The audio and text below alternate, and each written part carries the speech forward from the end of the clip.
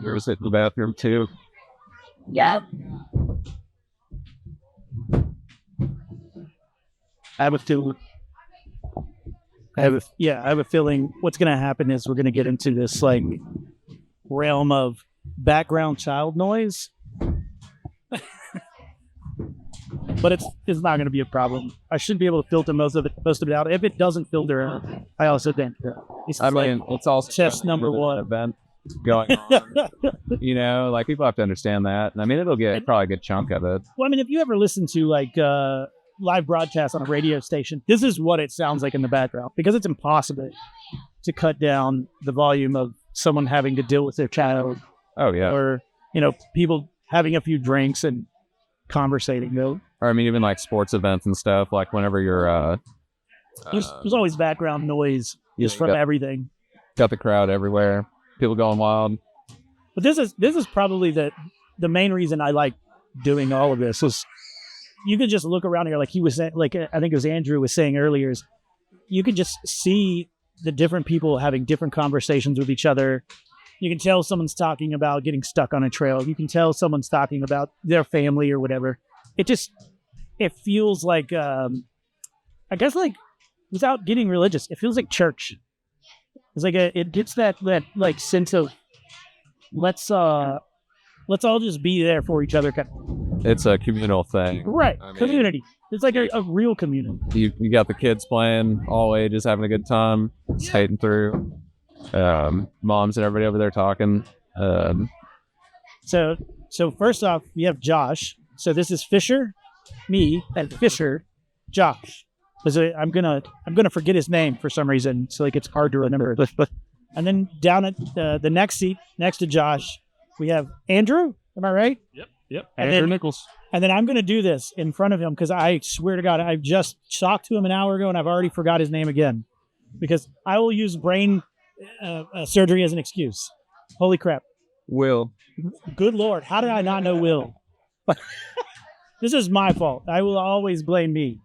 So I'm just going to start off here with everyone down the line. You guys are all part of what organization? We're all part of the Razorback Land Cruiser organization. And you guys have a competitive event with Jambo where we shoot to kill each other every year? It's a lot like that. It's a lot like that. Just about. And I told some of the people that were here, I said, this is going to be a lot like a SEC press conference. I said, but I don't mean to offend anybody. I said, but I'm going to be drinking beer. I said, and if you're not in the SEC or your team's not in the SEC, can't be responsible for how you feel about that either. Is this like NASCAR where Rubbin's racing? A lot like that. Rubbin's racing. I'm looking at you when I say that. Yeah, if you're rubbing, you ain't trying. If you ain't rubbing, you ain't trying, right? That's what is that? Is that Days of Thunder? Is that like an 80s reference? Yeah. Cold Trickle. Yeah. Cold Trickle. I still will have to say that, to me, Days of Thunder was amazing. But Shake and Bake. That's the key. That right there. Yeah, Shake and Bake. That's it. If you ain't first, you're last. You're last. That's right. Yeah. Chevy just started up. It's going to sound you don't gross like for red. Hey, you know what they say. Hey, it's good to have you out, Bobby. It's good to see you. I appreciate this. This is like the second time I've been here, and I said the same thing last time I was here. The drive here is like 6 hours for me, and I'm so annoyed the whole drive until about 20 minutes till I get to the park, because this area, about 20 minutes all around it, is gorgeous. Just hills, trees. It's always just a beautiful day when I pull up. So I'm very nervous about tomorrow's eclipse. I really am. I'm just like, there's no wood to knock. I was down here. It's amazing how quickly, when you're coming into town, that the foothills of the Ozarks really just cut on. Within a 10 or 20 mile stretch there on or 30, 40, however you're coming in. And then just rolling through the mountains. I mean, you hit the tree line and it just goes wild. I mean, it's only spring right now, but here in a couple months, it's going to be rainforest thick. You won't even be able to see more than 20 foot off the trail. which that's when you guys are doing your event at the end of May, right? Yes. So we do ours at the beginning of May, where it's not so hot and depressing. You guys have chosen the end of May. Yeah, we like it really hot. Yeah. Really depressing. If you don't have a fan, I suggest you get one. I will say, though, there's enough trees here. It won't be that bad. No, it's appropriate for the Ozarks. I mean, you know, our like miserable season is July and August. Ooh. Like, that's the time you don't get out. That's why that is literally like the end of May, June till sometime in fall. Texas is miserable. Yes. That's why we have to push ours. Like people always say, "Oh, I wish you guys could do it like later in the year when I don't have." I'm sorry, you would hate it if you showed up June 20th or June 30th in the middle of the hate of the season. You would hate every second of that summer. You'd be out there going, "Why did you guys? Where's all that suntan lotion we never used that Jambo has a bunch of?" How far is Barnwell from here? From here, I want to say, I think it's like 300 miles, 400 miles. It's about right. It's about 5-6 hours, right? That's not bad. 'Cause I know I'm like 9 hours from it from where I live, and I'm 6 hours from here. But if I come up and then go down, yeah, it adds probably another 3 hours. Gilmer, Texas, All right. 3 hours and 2 minutes. I'm way off. I am an 3 hours idiot. and 2 minutes. Come on, About fellas. 6 hours from me up where I'm at, the northwest quarter. Yep. That's not bad, actually. So between the two, 5.5 hours from Gilmer myself. is there another park in between here and Gilmer? Not that is substantial enough, I would think. Because I could see the two parks for anyone who lives in between the two areas. I mean, that would be an hour and a half one way, an hour and a half the other. That's beautiful. Yeah, no doubt. That is I don't awesome. know of any between the two at all, actually. Man, Notable, at least. Yeah, I mean, I could see myself if I lived in between the two, which that would mean you live in southern Arkansas, so that's rude. Yeah, it's a little strange. There ain't nothing down there. Yeah, Delta. I lived in southern Arkansas for a little while now. I can attest. You think it's depressing in June and July in Texas? Southern Arkansas, Nothing but water. 12 months a year. Sorry. Yeah, no kidding. Yeah. If you're from southern Arkansas, I'm absolutely just kidding. I think that was a lie. You can see it on the camera right there where his face does. Get the AI to adjust and see that was a lie. That was enhance. So at your event, so I know we do our event at the beginning of May. You guys do it at the end of May. But what would you say is the significant difference between the two of them? I mean, besides, well, I guess the parks, obviously, but like something to like tell people, you know, well, it really is the park. I'll go ahead and confess this. I've said it out here in front of you guys. I said it to some people at Jambo. This is my favorite park to wheel. Well, here's Only because of the beauty. it like- is. Barnwell's very has a dynamic layout, but it's Barnwell all the way through and through. This park feels different when you go across the street than on this side of the street. It feels like it changes throughout the park. Yeah, and you would be very surprised at geographically. We're talking about we're 3 hours from Gilmer here, right? The terrain. Okay, we're 4 or 5 hours from Hawk Pride over in Alabama. Probably 5 or 6 hours, maybe from Disney, Oklahoma. And if you've wheeled any of those parks, Barnwell Mountain, Hawk Pride Off Road, Hot Springs Off Road Park, and up in Disney, it is like you're on a different planet.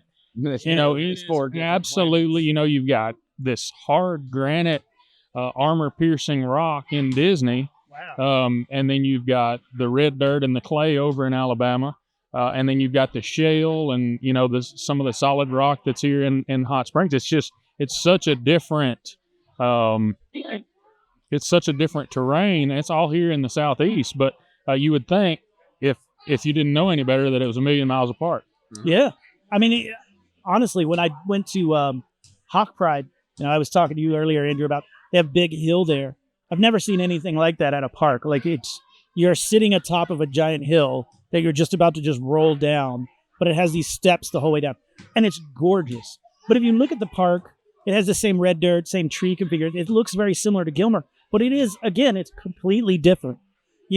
But then you come up here, and I mean, I just feel like we're like cut out on a cliffside here in this patio area that you can't really see because I've got the cameras on us because we're the important thing today. But the point is that it's such a unique place that it's one of those things.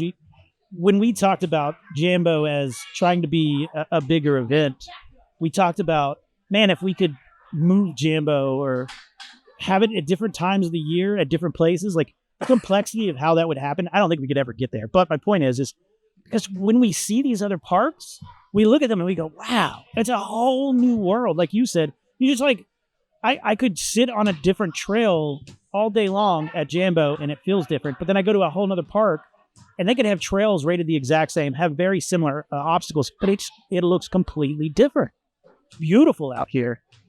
You know, and rain at Hawk Pride can absolutely kill a trail. It can take a 3-diamond trail to a 4 or more just by, you know, the makeup of the soil and what's there in the, you know, the topsoil and there beneath.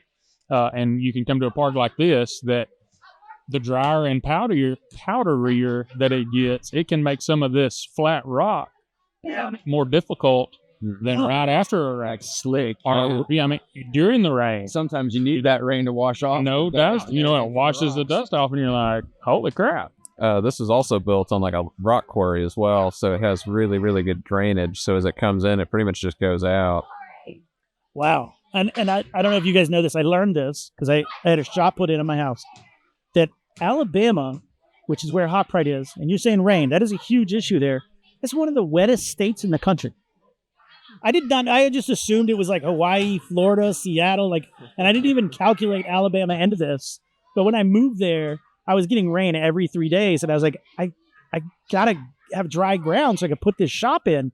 And the guy, I called him up, like, dude, what are we supposed to do? He goes, oh, dude, you're in Alabama. It's one of the wettest states in the country. I was like, that's the dumbest stat I've ever heard. There's no way. There's no way. I thought it was like part of the what is it called? The Dust Bowl from back in the day. Like, no, bud, this is extremely wet. Well, you know, we have something in the South that a lot of people don't have is we have the best installed humidity that you can have without being factory. You know, it's factory. I mean, we had this thing put in somewhere around Louisiana. It's even self-activated. It is. Yeah, you never know. Some days it's there, and some days it's not. Yeah, no kidding. It does its own thing. No kidding. But no, you talk about the differences and the differences in the park, but honestly, we're a lot aligned. You know, the alignment, the reasons that we get together and do it are a lot of the same. And you know, I like we said, we talked about before, it's a camaraderie, it's getting together. I mean, we got the kids out here playing basketball and riding scooters and jumping around, and everybody else is, you know, we just had a great meal, and everybody's sitting around talking and carrying on and talking about what's going to go on tomorrow. And it's just a camaraderie and the partnership and the friendships that you make, coming out, hanging out, benefiting a great cause. Not only this, I mean, hey, it's fun enough coming out and eating, drinking, wheeling, having a good time, doing whatever it is that you like to do. But when you can give back to the community, it just takes it to a whole nother level. Absolutely. Definitely. I think that brings it to the other question I was going to ask, which is why do you guys do this? And honestly, that's the main reason I do. That's it. It's every time I do Jambo, at the end of the raffle or whatever, there's always still people hanging out in the pavilion, or during dinner, I can just see all these people just laughing and joking. And one of the things that I said to Chris a few years ago that I saw happen over by the showers, and this is a weird thing that happens over by the showers every year. And this isn't going to get weird. No, this is like something that happens because there's only so many bathrooms at Jambo to shower in. So every evening around Friday night or Saturday night, it really becomes a line to go into that shower. And I hear the same thing every year when I walk by there to like put up a piece of equipment or to get something set up or to go call it a day for myself. I always hear the same thing. Oh, hey, man, you're that guy to some other random stranger that helped me on the trail. Dude, I have beer in my car for you. What do you need? What do you want? And I get the same thing, you know, every year. That response is, no, man, I just wanted to help. And that's like bringing that community together is really what this is about. Like every time I see it, like a part of me just goes, holy crap, we did it. We did it. We did the thing that we have been working so hard for. And like you said, I'm out here, I'm watching this happen right here in front of me. Right, I know this isn't an event. This is just us getting ready for the Eclipse tomorrow. And we all kind of wanted to use this as an opportunity to hang out when you guys do your monthly meeting. But I'm like, it's the same thing. We have all of these people and these happy, smiley faces just enjoying each other. Absolutely. I mean, we had a dozen people out this morning. We went and ran Rubicon Ridge here at Hot Springs.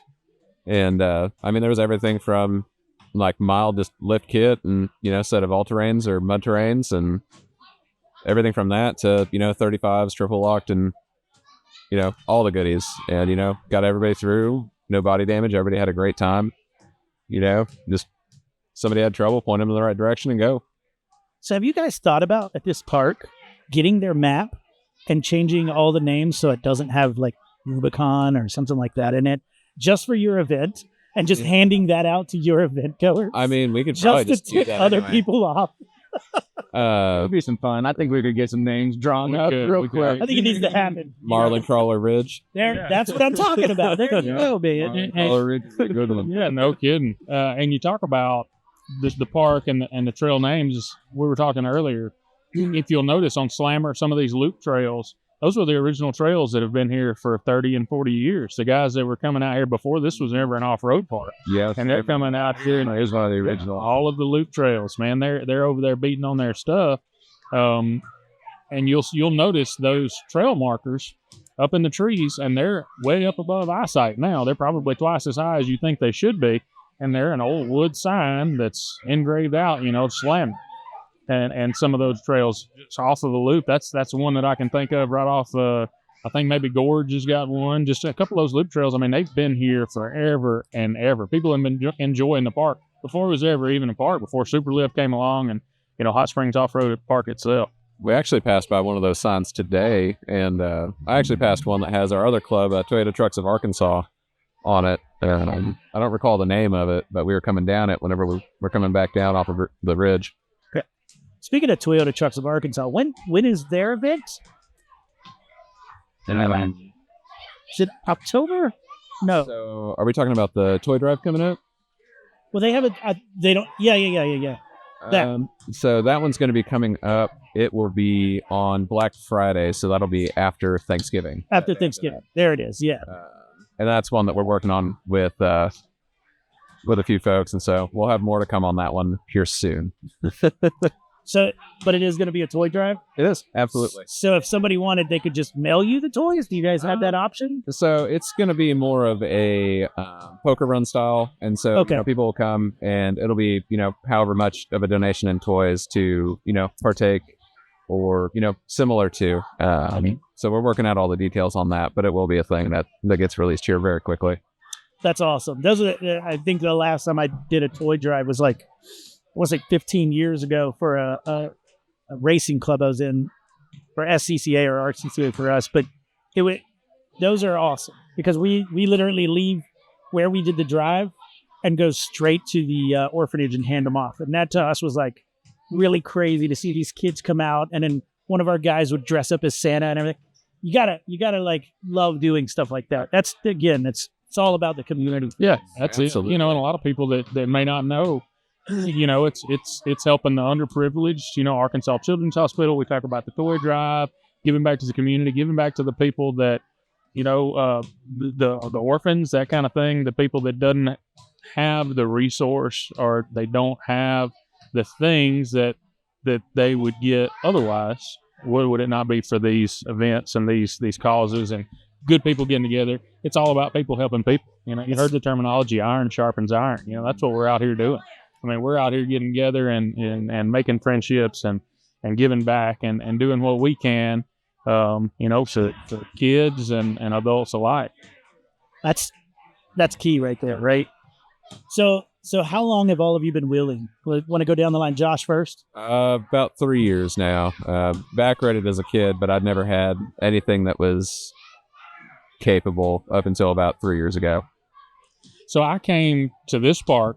It's the first off-road park I'd ever been to. It was Superlift Off-Road Park at the time.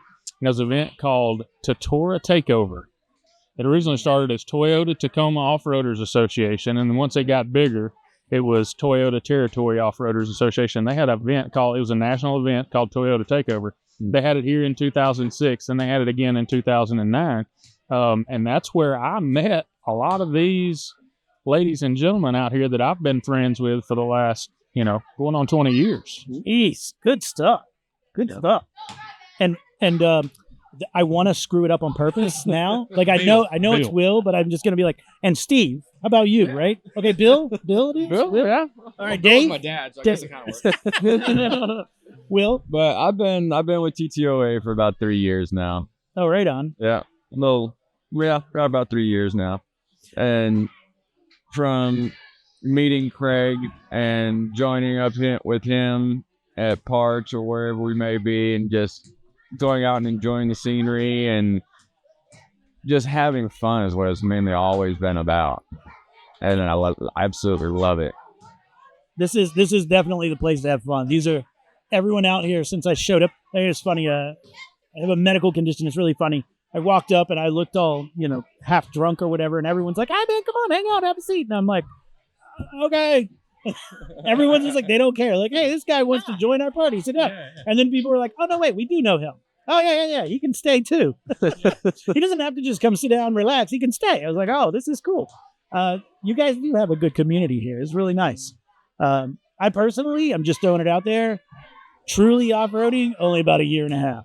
But I've taken a bunch of rentals down some bunny trails at Jambo. Don't tell anyone.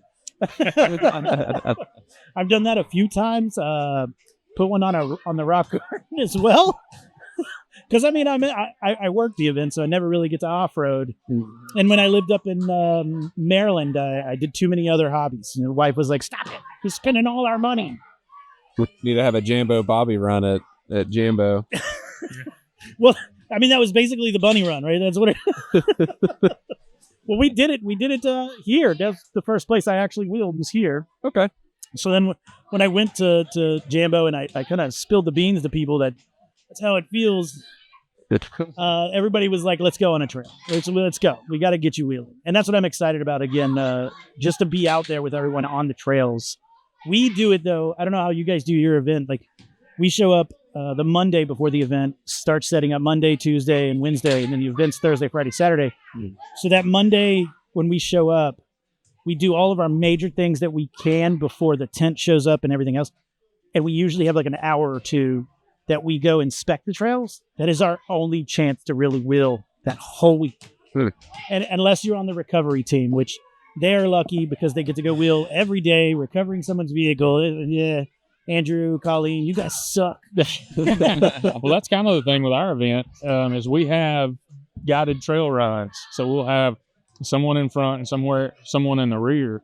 And it depends on who all signs up and what kind of interest you have. Depends on the skill of the trail, right?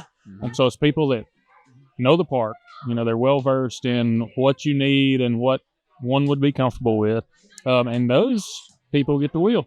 And the rest of us, we show up on Wednesday or Thursday, so we don't get here quite as early as you guys do. But we come in, we build the driver's bags. We do a lot of the board members do pre-work ahead of time. So keeping everything organized, keeping track of everything. So there's a lot of things that are already in line. So when it does get here, and it's all hands on deck, it flows as smooth as possible. Build the driver's bags, we put all the raffle stuff together, that kind of thing, and start signing people up, registering people that are walk-up guests, making sure that people are getting T-shirts, any merchandise that we have. We're selling raffle tickets. So it's a whole lot of work. Yeah, it is a whole lot of work. It is. Yeah, it takes a whole village to knock it out too. I can't agree with that more, and it's crazy. I don't even know if I can name all of the people right now off the top of my head that help, because there's so many people that, and I'm stupid, as we've already agreed upon names. So it's one of those things that I've always said, if you start trying to name everybody that helps and everybody that's involved, you're about to get in trouble. Because there is, what? They're all great. Inevitably insult somebody because you're going to forget them. You can say, you're not going to believe this. What's funny is we had, and I felt bad because I couldn't come to Jambo one year. And then the next year I came, and then the following year I came. But there was a group of people who showed up, it's a husband and wife. They showed up the year I wasn't there. And then the next year they didn't show up. And then they showed up the following year, and I met them, and I was like, wow, somehow you two people know a lot about how all this works. And this is your first time here. And they looked at me like, yeah, we don't know who you are either, buddy. Yeah. And I was like, oh, crap. Wait, why? And then everyone informed me, yeah, they were here to hear you work, picking up your slack. And I was like, oh God, oh. and now I believe that's Carol and AK is her husband. They put it, they're like serious hard workers. And I made jokes with them at cleanup because they knew where everything went. They knew how to pick everything. I was like, do we have to pay these two? Because I feel like out of everyone, they are destroying it. I feel like we owe them something. But that says a lot. You asked a question earlier: is why do you do it? It's that type of ownership, that kind of passion and dedication that everyone has. I mean, somebody that comes for the first time, and they're just hooked and they love it, and then the next thing you know, it's like, man, we've been together for 10 years, 15 years. I mean, we're getting old and gray together. Our kids are growing up together. This kind of thing. It's a very passionate, and I don't know that I have a good word. That's what That's what I was saying earlier, and because I'm not saying because I like the idea of separation of church and state, right? Mm. But that's the feeling that everyone's supposed to like think of when they imagine a church. And I honestly, this to me is my connectivity to everyone.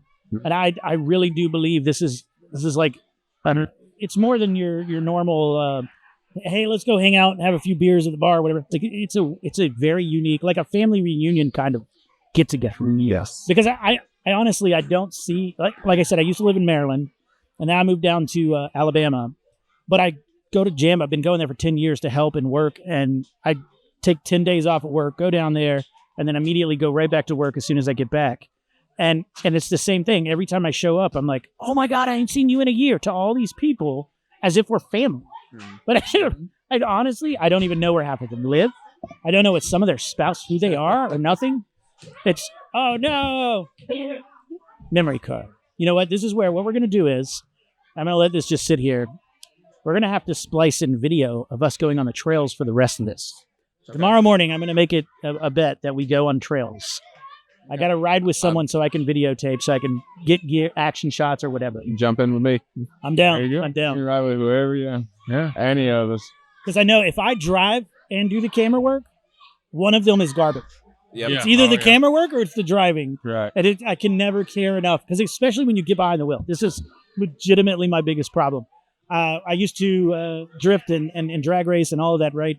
And I could set up my action shots on all these cameras, and I know where the track's going to be. I know what the shots are going to look like, and I could just go drive and I could pick up the gear later. It's impossible on these trails. Mm-hmm. You would literally spend all day doing one single trail by setting up the camera, driving up, moving it, doing all this. But a track, you go loopty-loopty-loopty, right? Mm-hmm. So this, I've tried it numerous ways, and what I end up with is just a bunch of GoPro footage that looks like crap. Yep. And I just can't do it. Or I get out on the trails and people are like, wow, that's great shots. And I was like, I wouldn't know what it's like to drive it though. I'm ticked off, right? Like just bull. Because driving it makes it fun, man. Oh, that's actually the exact seat my wife is in right now, is because up until this year, she's been basically my dedicated photographer and videographer for when we go wheeling. Nice. And this year we went out and bought her that tan 2019 Tacoma you see out there. We drive out Texas. And it's a TRD off-road. She said, I want a lift on it. I said, okay. We got her a lift on it, and here we are after not even owning it 2 weeks. And we've taken it on a 3-diamond trail so far. And nobody damaged or anything, thanks to the glorious spotters. The family kind of criteria that we have around here. It's amazing. I think that thing still has paper tags. It does. That's hilarious. Yes, it is on still paper tags. Yeah. She's like, I don't care. Unless the insurance company is watching, in which case. We bought it with the intention to use it and get our fun out of it because it costs that much money. Like, why spend that much money and not enjoy it? So now you're holding the camera in the car, right? I'm gonna tell you. I actually today I did turn into a videographer for a little while. Yeah, but ask him how his cardio is. It's I saw that exhausting, man bro. run. I don't know how many miles he went today. I have a whole new respect for Tacoma Beast and the way I seen him run around Jambo. Because, man, my thighs and knees were screaming on these hills. all of our media monkeys, the reason we gave them the name Media Monkey, Ian was like, dude, we're like monkeys in the woods. Because there's some trails out there where you can be on this trail as cars or trucks are going one way, and then you can jump over. It's not but 20 yards, 30 yards. But you got to go through the woods to get there, get shots of them coming a different direction. And then if you know where you're going, you can hit another spot up and get back in the same truck you were just in. Yep. And everybody was like, dude, there were just guys running through the woods. It was weird. Oh yeah, that's our media monkeys. That makes more sense. And then now all of them, we have little tag forms. There's media monkey on them, so everyone understands. They literally run around all day long. We had them do steps. Like we talked about this the other day. Like it's like 20, 30 steps for me up at the pavilion all day long. And one of the guys was like, no, bro, it's like a half marathon out there, depending on which trail you're on. I was like, there's no way. He's like, oh yeah, we were out there for a few miles a trail. I was like, that is crazy. And not only that, like going up, steep inclines, like shifty gravel. Like I was running around, and I mean, I ate shit at least a half dozen times. Yeah, at least once for sure. At least a half dozen times. I'll gladly admit I used a couple of members' vehicles for support as I was going by. And this shale out here is bad. It's like razor. No, yeah, if you slip and you're on a steep enough hill, you're gonna mess up your hands, your legs. This is something. This is why what I usually do is I ride in the front vehicle on a long carriage, right? And then I jump out where there's an obstacle and I let them do their thing. And then when the last one comes in, I jump in with him until we get to the next obstacle. Then I run to the front and I just slinky my way through it until I tell somebody either give me water or I'm done. That's the way I was earlier. I told my wife, I said, I need water or else I'm sitting down and not moving. Done. But we were talking about that 19 Tacoma, and she's got it out here, and it's got a mild lift on it. I mean, it's bolt-on thing. 3 inch. Still on very street tires, basically. I wouldn't even really call them an AT. I don't think, as a Toyota community, we've had bursts of things. You think about the 80 series Land Cruiser, and I'm talking about U.S. vehicles that were produced here and offered, or not produced here, vehicles that were offered here for sale, that had the lockers, they had the straight front axles, that kind of thing. But then we had a long section of time where we had a TRD package with a little bit better shock and, a push-button rear differential lock. Mm-hmm. But I really believe that we are far advanced now than we've ever, or more far advanced now than we've ever been, just because of the involvement and, the people that are coming in and they want an out-of-the-box wheel. Look at the 2024 Land Cruiser. The voices were heard that the 200 is a freaking elephant. That's not a Land Cruiser. We want a Land Cruiser. For what most people want to do with the Land Cruiser is it's big. Yep, and we've got the TRDs, we've got the TRD Pros, we've got crawl control, we've got lock-in differentials, we've got a lot of options that are available now, are more available now as an out-of-the-box thing. I mean, buy it, bolt on. We've got great vendors that you can order something and have it in a week and do it in your garage. It's usually on the top end of shipping. No doubt. It's not like 2-3 days. Yep. It's at your front door. Bolt it on in your garage and come out here and enjoy it. Make friends here that'll help come put it on. No doubt. Hey, you don't know how to do it. And my buddy Richard that I'm here with, he helped me put on her lift kit in his garage. Yeah, because I didn't want to do it in my gravel driveway. Yeah, I mean it's growing, and it's great to see all of the young folks that are out in it and all of the newbie. I mean, you think that's a 2019 Tacoma, right? I mean, that's a new truck to me. I'm just saying, I drive a whole lot of hoopty jump. So, that's a new truck, and we've got that. We've got a lot of, 4Runners here and, the GXs, the people that are really sure enough ballers, yeah. I mean, they're paying good money for these vehicles and they're coming out and using them for what they were designed for, what they're built for, and what the consumer market is here in North America. So I'm really excited about it. Honestly, your Lexus did surprise me today. Or did. Even being, not entirely outfitted like a lot of us are. Yeah. Like I'm open dish, you're open dish. Mm-hmm. But for what we're doing, it still surprises me. I mean, it's just a heavy pig, but it's sure-footed. Yeah, She gets around. No doubt. She gets around. She stays planted pretty well. So yeah, I'm really excited about that. I'm really excited about the new 2024 Land Cruiser. I'm an old school guy. I like displacement. I don't like a whole lot of hybrid and technological stuff, but I find myself, as I look in the mirror and I see a little bit more gray getting in my hair, I like a lot of the amenities, and I like a lot of the nights that I don't have to spend in the shop. Right. And a lot of these bolt-on suspensions and things ride great. I mean, they perform well off-road and ride really good. So Seat warmers have a little bit more appeal now. man, so I'm not necessarily opposed to the 4-cylinder concept and kind of where we're moving in that direction as automakers. I say we, the consumers are asking for it. I mean, the new GX is loaded with goodies too. Yeah. I mean, you can actually get factory installed big brands now with them too, which is wild. Yeah. Just like ARB. Yeah, ARB, with Toyota. I think they even put Bilstein on there if I'm not mistaken. Put a lot of options. I mean, I was scrolling through them just for shits and grins, and I mean that was at least 300 different options that you can order from Lexus themselves. It looked like. No doubt. I'm really curious what you guys think about the fact that Toyota said we're not doing an EV, but they want to push to hydrogen. I feel like it's going to be terrible for the Ozarks because I mean we got a lot of water, and so all it's going to take is one person to stall out, hit a big old rock, have a problem in the river, and I mean you're dead in the water. Well, for the EV, right? No, I mean even the hybrids, because I mean the batteries are all down low. I would assume with them. No, the hydrogen. Oh, Yeah, hydrogen. I Yeah, was yeah. hybrid. No. The So byproduct's gonna be Toyota water. Toyota is looking at. I think they said they wanted to walk away from the EV market and do hydrogen. And from my perspective, I get the concept there because you're looking at a real renewable kind of energy versus the idea, and we're getting into crazy politics here, right? But when you start talking about digging up the earth to get your lithium, your cobalt, and all that to make your different batteries, that is just as dangerous and as bad for the environment as coal or whatever. But we're looking at hydrogen, which is a plentiful thing out there, especially considering you can break it down, get your hydrogen out of water and have oxygen. We can actually produce hydrogen. Right. Yeah. We don't have to go dig it out of somewhere that has been sitting, and it's a finite amount. Yeah, and here's the thing. You have an electric vehicle, right? Well, how do you power that electric vehicle? Exactly. What do you think we do with coal?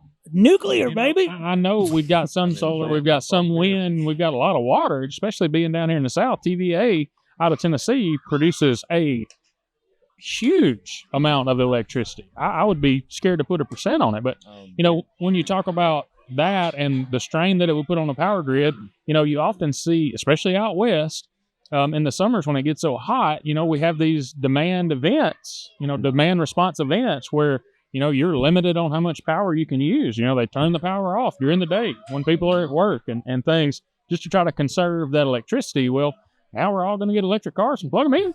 So have you been thinking about this kind of thing when purchasing your next truck down the line?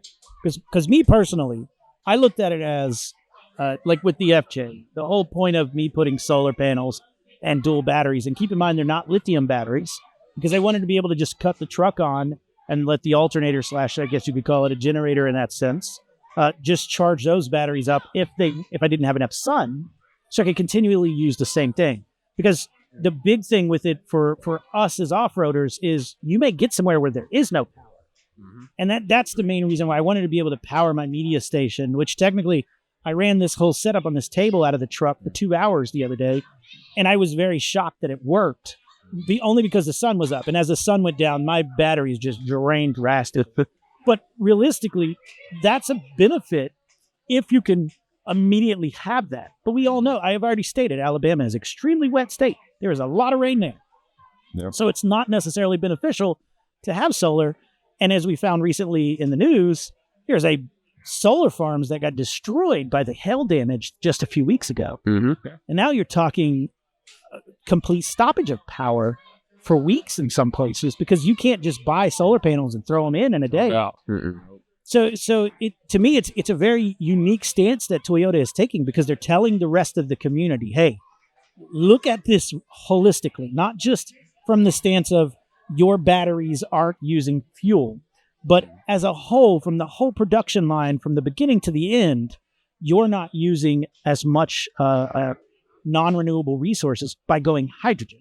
Of course, they don't have it all set up yet, but it's the same concept with electric chargers, which 10 years ago, there were no electric chargers all over the place. It wasn't like it is today where you could go every 100 miles and find one, or every job site has an electric charger for your vehicle. Right. So I hadn't read into the hydrogen, but is it like supposed to run off water itself, or is it like a hydrogen fill-up It's station? a hydrogen fuel-up station. Because if it's that, I mean, the problem's going to be that like all the mom and pop places in the middle of nowhere. I mean, I'm gonna just assume that's going to be wildly expensive, and so I mean that's not going to be something that they move to more than likely.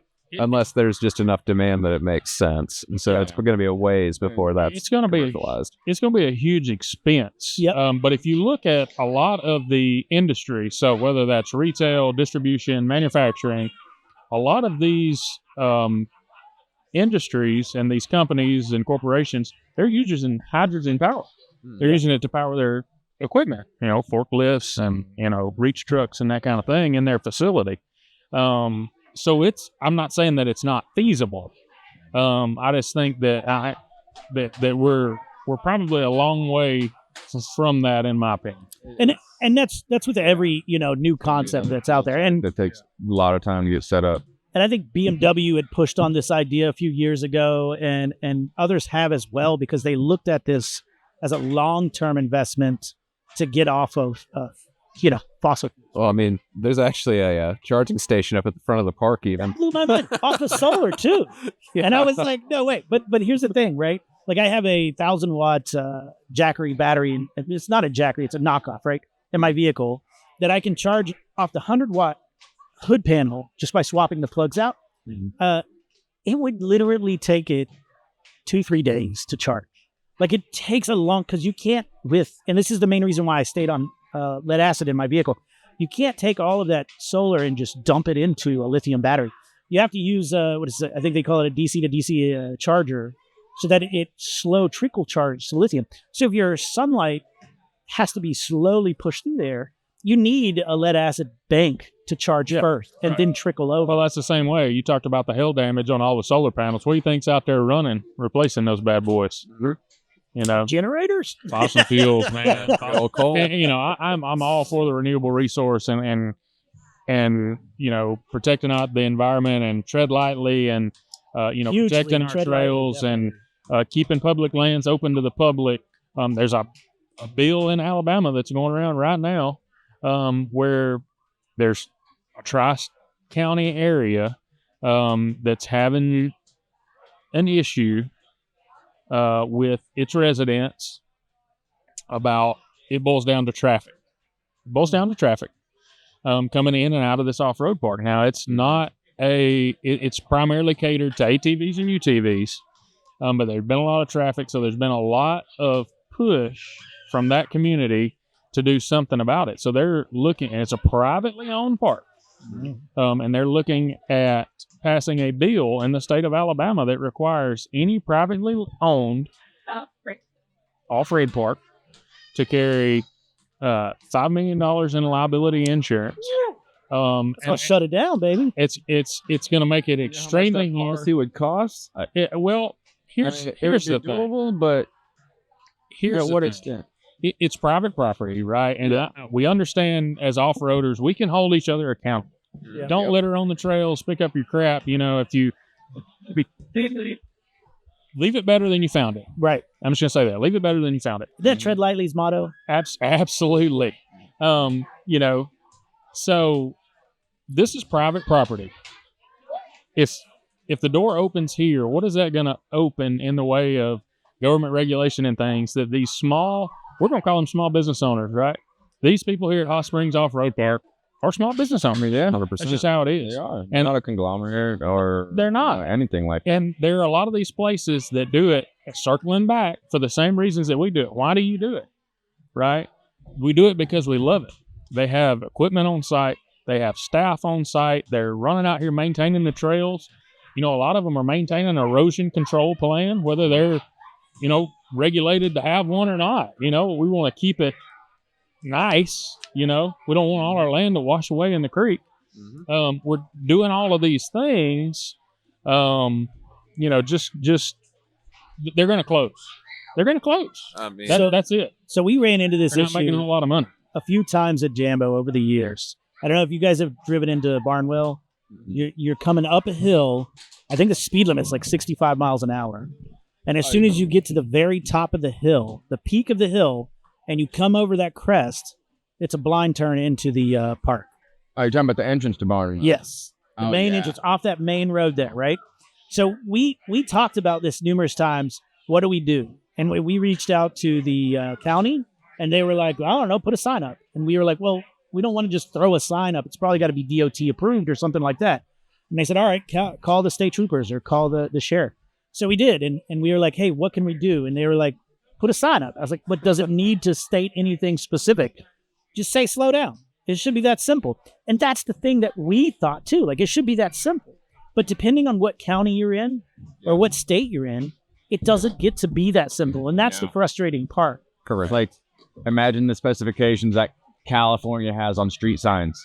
They have to be a certain size, a certain height, certain colors, have to be reflective, and yada, yada, yada. You can't even use certain verbiage on their signs. But they were okay with it as long as we were just stating slow down, event ahead. Yeah. So, and this is what it has to take. It has to take the community as well as the politicians or the local politicians to be able to look at us and say, yeah, we care.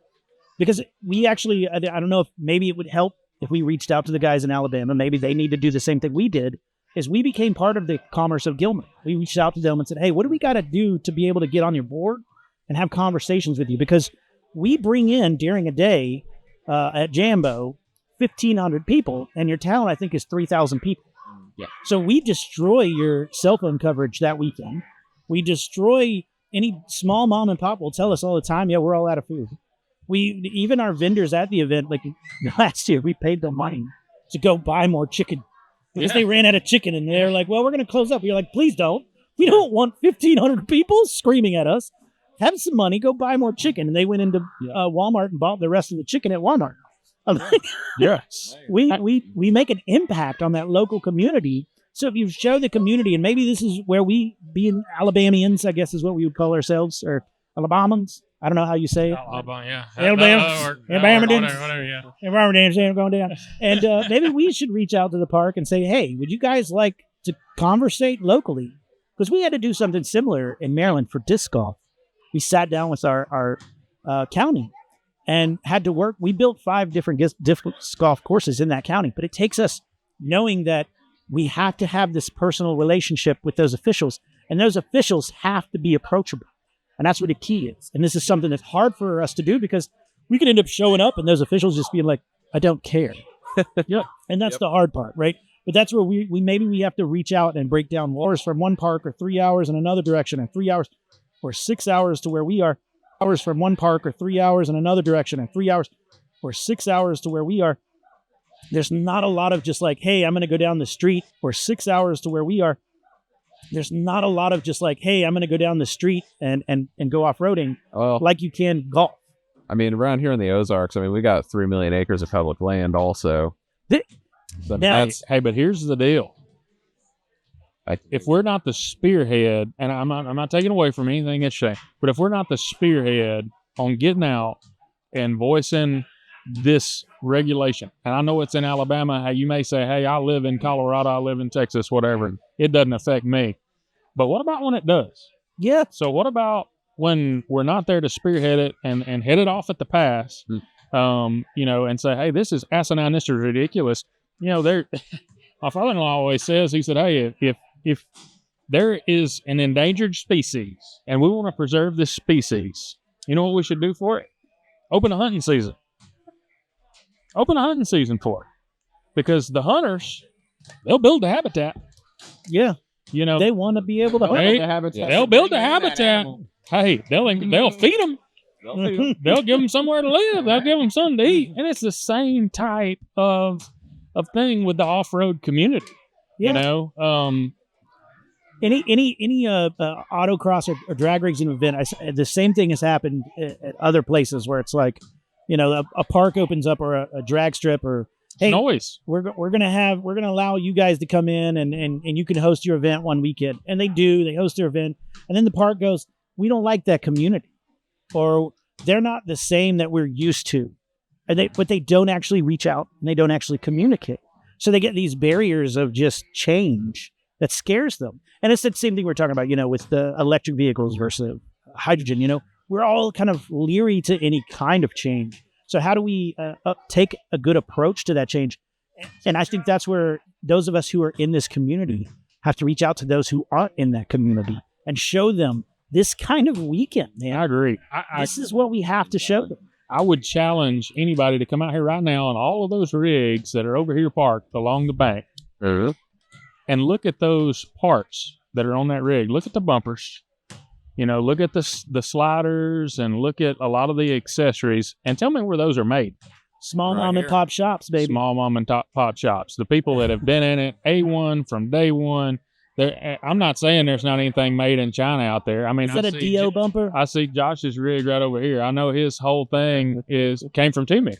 Yeah. There we go. So no. Definitely China. Yeah. So the moral of that story is, we're passionate about helping those that help us and the community, and it's deeper than what you might see. We're not just coming out here and cutting a bunch of ruts and leaving a bunch of junk and throwing a bunch of trash out. We're not out here burning tires and throwing our batteries in the ocean. Nope. So it's just important that we get out and voice that, and we're on the forefront of it, whether it be in Alabama or Oklahoma or wherever, and say, hey, look, here's what we're doing. We talked about, hey, we're coming back full circle again. We talked about a toy drive. We talked about benefiting the children's hospital. Look at the things that we're doing. I mean, we don't have a corporate food vendor out here. We've got a guy that lives right here in town, and he's out here selling barbecue.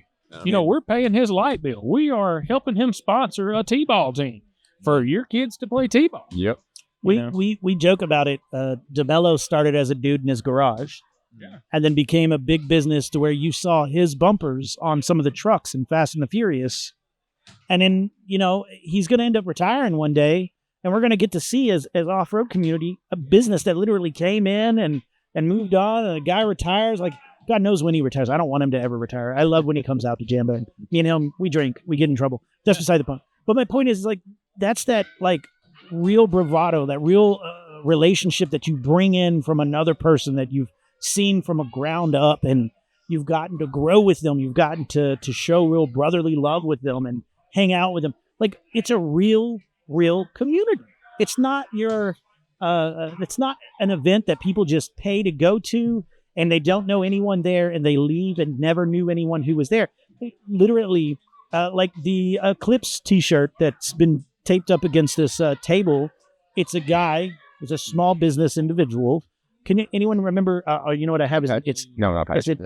Sam. Sam Jacobs. It's Ace Overland. Ace Overland. I actually spent some time with Jacob, and come to find out, we don't live that far apart. He just told me earlier. He's over there near us. I was like, man, is that your 60 series out there? He's like, oh, yeah. And I saw it had a Mississippi antique tag, so automatically I'm... Where you at, buddy? Where you at? Yeah, I'm doing a little reconnaissance here, And we get to talking, and he's in a town just a little south of me. I mean, 45 minutes. I go to that town, at least once a week. Yeah, he told me he's also an hour from Hawk Pride. I was like, I guess we gotta go be there. Yeah, I know, right? So we're out here collaborating and shaking hands and making friends and doing that kind of thing and supporting one another, right? That's what it's all about. One day out here, and I've already talked to, I guess it's 3 different people that I'm gonna go hang out at Hawk Pride with, and that's the thing that is something you just don't get by going to Six Flags or going to Disney or whatever. You're not gonna just run into someone who didn't know lives down the street from you, right? Yeah. And then hang out with them all night, have a few drinks with them, get to know their family, and then 5 years from now become friends with the family, because that's how it is at Jambo. I have so many people that I'm like, hey, if you ever drive through, show up. You know what? There's a funny one. Bakes FJ. I just, out of nowhere, messaged. You guys, any of y'all remember Bakes FJ? Yep. Everybody who had an FJ knows him. I reached out to him randomly and was just like, hey, bud, where are you at now? And he's like, Alexandria, Louisiana. I was like, my mother-in-law is like 2 hours from there, and that's where I bought my truck from. Like, how the heck? Nice. So nice. I got another excuse to go down there and see him. Like, there's we have a real long-term family that we're growing. Every year we come out to these events. I mean, take it a step further though, and I mean, so like the Ramble, the TLCA event, as is Jambo, I'm pretty sure like that is also a TLCA event on it, and so TLCA clubs having their monthly meetings, you're actually getting. I think I got to get Chris to pay our dues. Yes. If you hadn't yet, www.tlca.org. Register right there in your area. That you're meeting folks that you're not just seeing them once a year. You're seeing them once a month, once every other month at the very least. But right there, a little bit. Oh my gosh, I'm going to forget her name again. Oh my gosh, she was out here last year. Not Rachel. No. What'd she do? TLCA. Heather Royster. Heather. Tall lady. Yeah. She scared the crap out of me. I turned around and I had to look up. I was like, "You are a tall lady." I am not going to say anything wrong here. She is amazing. Great at conversation, great at hanging out with and talking about getting. She is a true pioneer in this, whole off-road. Not taking anything away from TLCA's past leadership. But Heather has done, her and her team, and I know if I started to name any of them, I would, get in trouble. But that crew has done really great things with TLCA as far as, just breathing life back into the different things and being involved and being out here, just like you said. I mean, she's out here and she's hanging out with the people and bumping elbows and, you're putting a name and a face, together that you see in a magazine, it's something from Heather or something, a word from the editor, and all these different things. And they're out here hanging out, man. They're not, they're not these mythical creatures that are, in a cubicle doing accounting all day. I mean, they're out here hanging out, It feels good when you get to like meet those people because you get to, like you said, put a face to the name, but you also get to see their character as a person. You get to see, what am I investing in? And I'm not thinking it as like we should look at people as stock market, but the reality is you get paid. Some of us live paycheck to paycheck, and at the end of the day, we want to know what we're really giving our money away to. And honestly, Heather has always made me feel like I should write the check now. You know what I mean? Like she's just a very good communicative person, bubbly attitude. But she is very firm about her mindset on what she wants to do with TLCA and the off-road community, and I respect every bit of that. Yeah, I mean, look at the Live Like Lash scholarship. Yeah, that was awesome. That actually kind of spooked me up last year. That is for kids who don't have the grade, but they have the intuition, they have the skill, they have the drive, and they're members of this community. It might be yours. It might be mine. It might be yours. Maybe one of these kids out here we see that right now that might not have the opportunity to go attend a higher education after high school. And TLCA has really got behind that with the Cotton Land Cruiser Gang, and they're raising money and they're giving scholarships to these kids.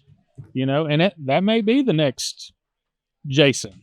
Instead of DO on these Tacoma bumpers, we might be seeing, RN or, some of these other kids' initials that are giving back to the community that really have the skill set, but, maybe they don't have the means or maybe they don't have the grades. It's funny is when I heard the story and it just, for me, like I grew up, we were a poor family. We were the family that got the old, the church came together and gave us their food for the drive, right? And I was like, oh, all churches do that. That's cool. I can't believe that. Yeah, I didn't realize I was the poor family, right? I thought everyone got free lunch at school. Yeah. I did not realize that was a thing, right? Like giving it away. Like, why aren't you guys paying? I don't have to do that, you suckers. They're like, yeah, you also wear the same clothes, you idiot. Anyway, so I was that kid, and I didn't have a lot of money. I had chances for scholarships for sports, but we were still a poor family, and unless you get a full ride, you got to pay for it still. So like I ended up joining the military after trying to struggle through community college, and like years down the line now for what I do for a living, I make good money and I'm proud of myself, and I've come up farther than most people in my family. And I looked and I saw this just beautiful thing that they were doing with that. And it shocked, like I was sitting here going, damn it, man, some of us didn't have that. And the fact that that's given by this community, but it really did. It kind of got to me deep, and I didn't know how to react. And I was like, this is not what I was expecting, right? And it's the same thing that happened the very first Jambo I went to was, I guess it was the first time my grandmother had breast cancer. And I didn't, like take it as that big a thing because my grandparents kind of rolled it off as, don't worry, we got this. Then I showed up to Jambo doing media for them. And I realized right away, oh, there's Women Rock here. What are they here for? And I started chatting with them and I was like, holy crap, this is big.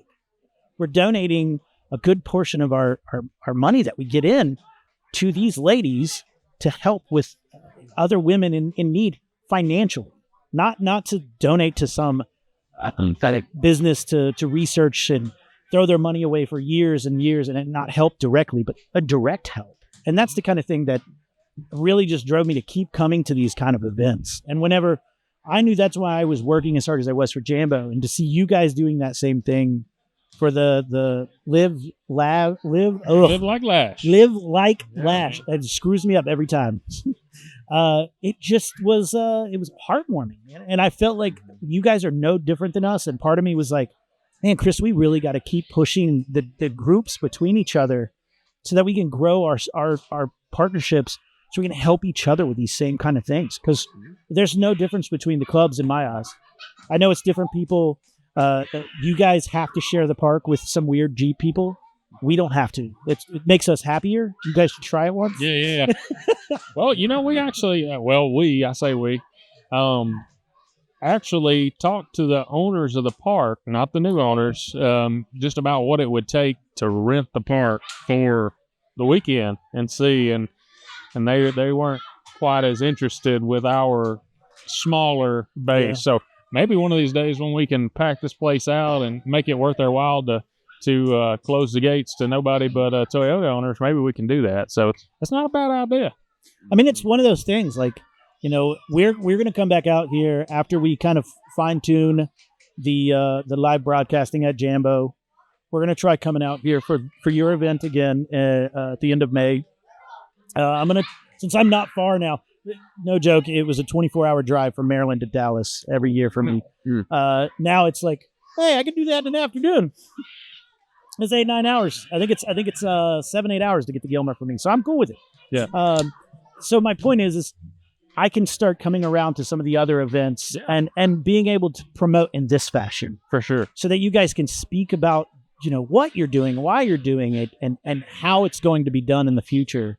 So y'all can entice people, maybe grow that bigger, and maybe get this park shut down for just Live Like Lash, right? That's right. That's the kind of thing that I think a lot of these people, if they heard us talking about this, would probably be cheering. But they're all having a blast without us. They don't even care what we're doing. Their own party out there. Yeah, these idiots up there talking on a table. Look at all those wires. We got a kid come mess with the camera, but that's about it. Yeah, and I mean it's awesome to see it firsthand. We talk about the Arkansas Children's Hospital where we're donating the money this year, and you'll see a family that has been personally touched or affected by Arkansas Children's Hospital.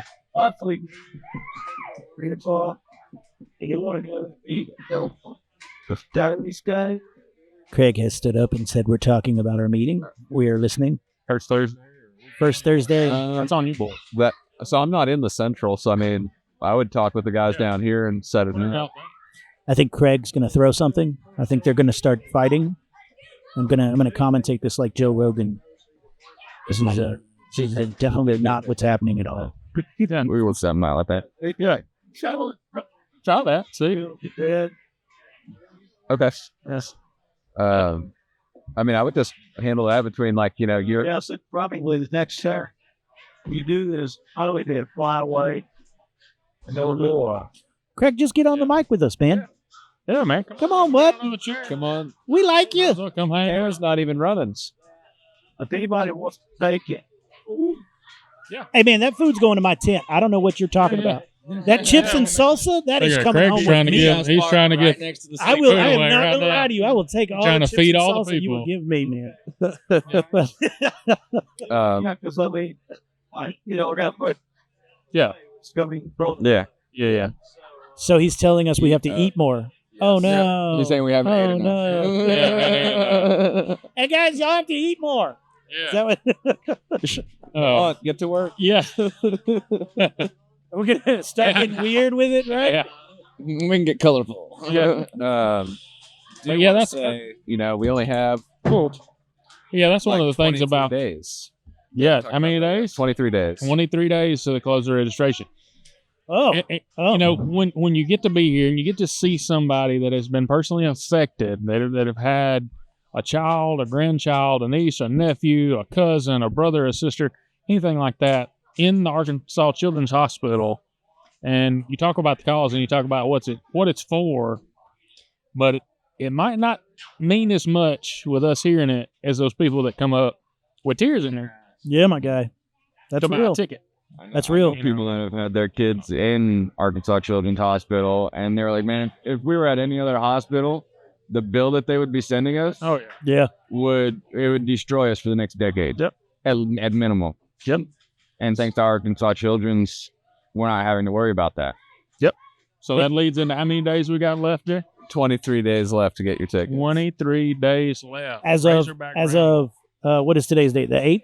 No, the 7th. The 7th. 7th of April. So we're closing it on April 30th. We will still accept. So you're closing it right before Jambo starts. Right before Jambo. All right. So okay. Got to have that month of lead time. I still have to sign up because I am coming. I will be there. I need to sign up. You guys ready to wrap this up? Yeah. I think my wife's wanting to go on a night run. Oh, nice. She's It looks- something decent, easy. It looks like a couple of vehicles are getting ready to go. You want to go for a ride? I've got to tear all this down. And then I still have to set up a tent. Very true. Well, that sucks. I'm not now a we got smart the party man. lights. All I right. am not a smart man. Now Party the lights party's are starting. on. It's time to shut down. I'm That's too right. old for this. You crap. went from MC to DJ. You didn't even know it. Thank you guys. Thank you. Anytime.